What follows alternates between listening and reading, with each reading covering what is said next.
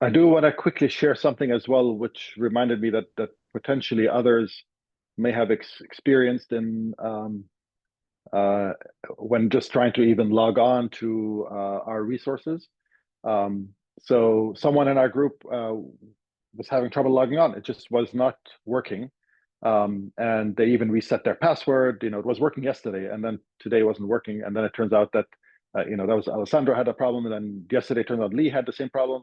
And so what we found out is that if you actually go under help, and if you ever come across that, in fact, if you ever come across some weird anomalies that are happening on the resource, that things are not loading or things are not looking right or you can't log in, um, if you go under help, you can reset your session, and sometimes that works. Not always, but sometimes that works. In this case, it did help with the login. And then, of course, if nothing helps, just drop us an email, and we'll figure out how to sort out the problem. That's great to know. I'd never noticed that before. Yeah. There is also there are a couple of questions. I just want to make sure we look at them quickly. So Selma is asking whether we can record the breakout sessions. I'm not sure if we can record breakout sessions. We can try. I'll take a look in my breakout session, see if it's recordable.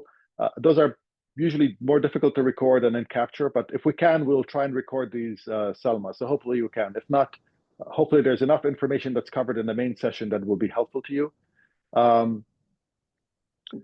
Might also be worth noting, I mean, if that is a challenge, many of the exercises that we have gone over have been the topic of webinars that we've run, which have been recorded, or if there are things that you would like to see, we'd be happy to record additional videos or webinars. If, for example, you would like to see a video tutorial on how to reconfigure the synteny views, or how to assess polycistronic transcription units in trypanosomes, or how to assess gene models, we'd be happy to update that, and we'll be talking about the gene models in a session later on.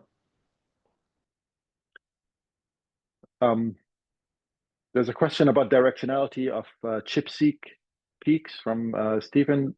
Did anybody start talking about ChIP-seq or ChIP-ChIP data in their group?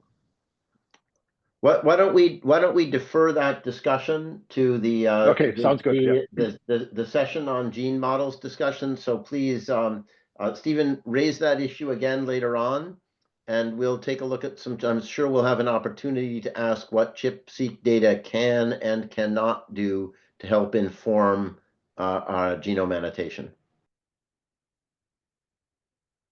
Okay, great, Suzanne. We'll turn it